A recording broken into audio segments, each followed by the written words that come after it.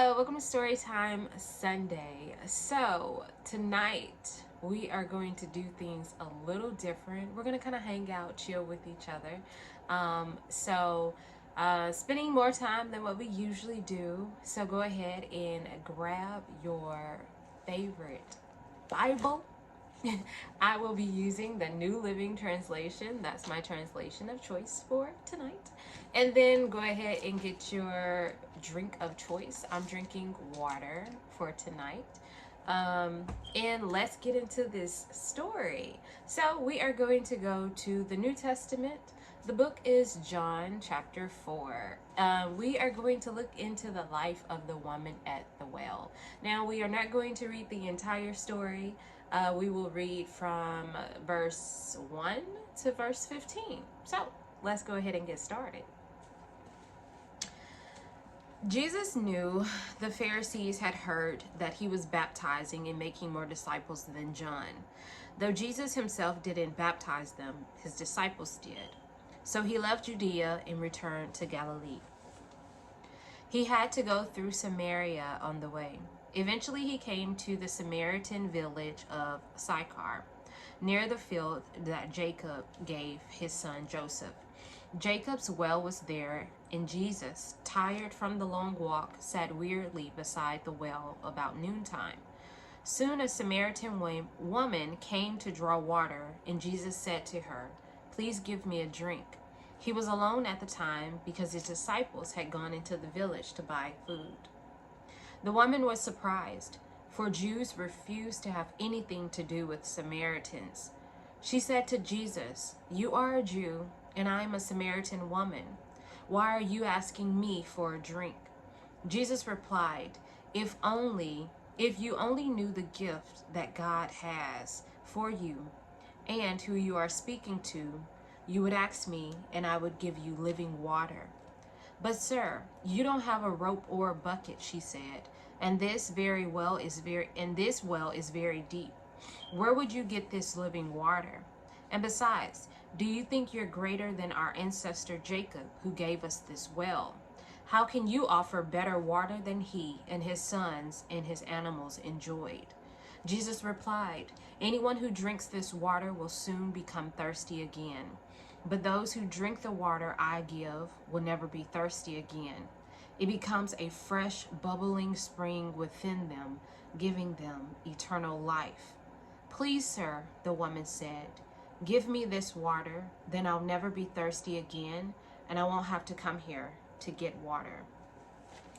So this morning, when I was having my quiet time, I had a brand new bottle of water sitting there, and this story came to mind. And it was, it's the verse in Matthew, I think it's 5 and 6, where it says, those who hunger and thirst for righteousness will be filled. And so our encouragement, our life lesson is that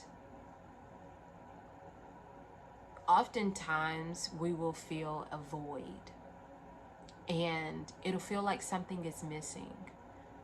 That we too will be like the people who keep going to, get the water, and no matter how much we consume, we're never satisfied. It just feels like something is missing. And just as I was looking at the water this morning, and realized that I was, thirsty, that I was needing water, God was whispering to me that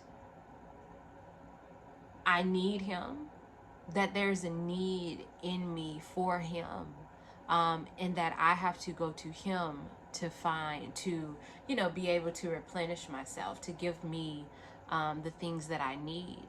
And I'm coming to a place in my life where I'm understanding my need for God.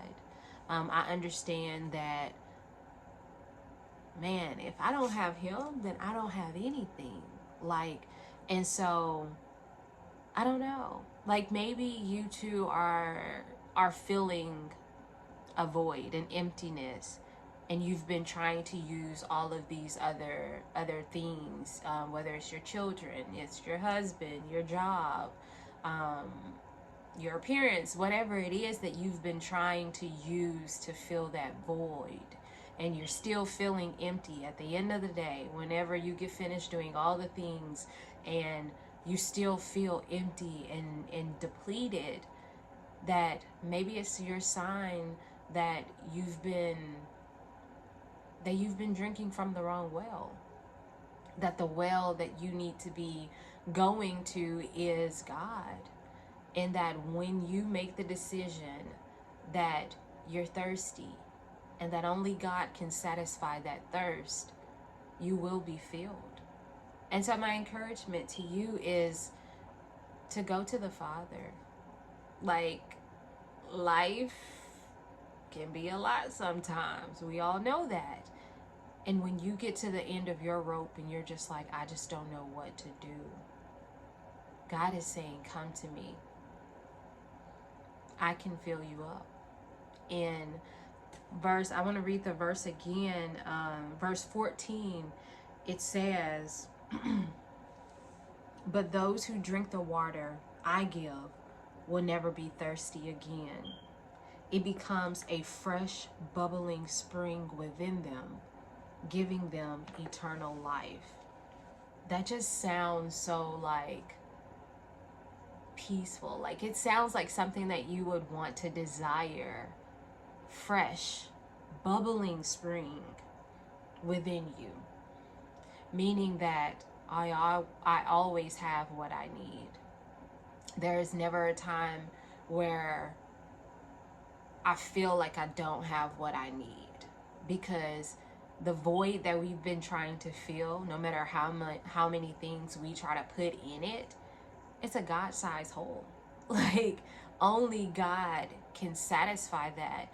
And in this season of my life, God is really showing me that my happiness comes from Him. That I can seek happiness in all of these other places, and at the end, I will feel depleted. I'll still feel just as empty as before I started, doing the things or using the things, whatever it is. I'll still feel just as empty.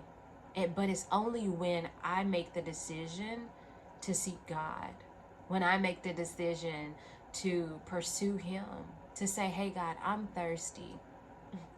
I've tried filling this void with all the other things, and I'm still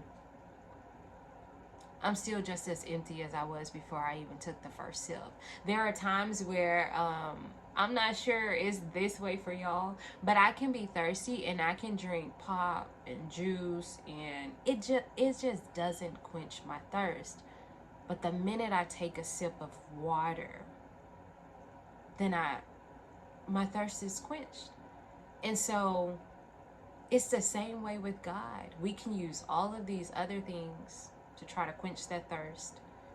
But the minute that we give God our time, the minute that we give God our energy, we allow Him to take up the space in our mind, that's when we'll feel like we have what we need.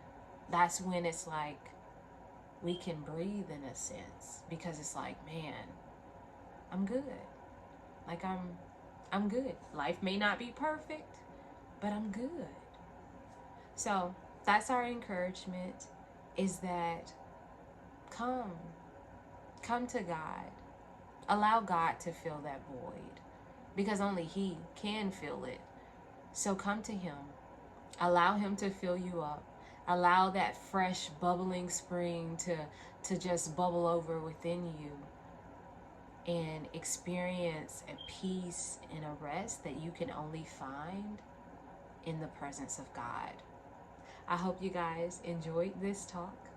It was the first one, so maybe it was a little all over the place, but the more that we meet together, the smoother the ride will be. But I thank you so much for sticking around with me.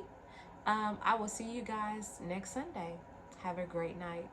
Talk to you later.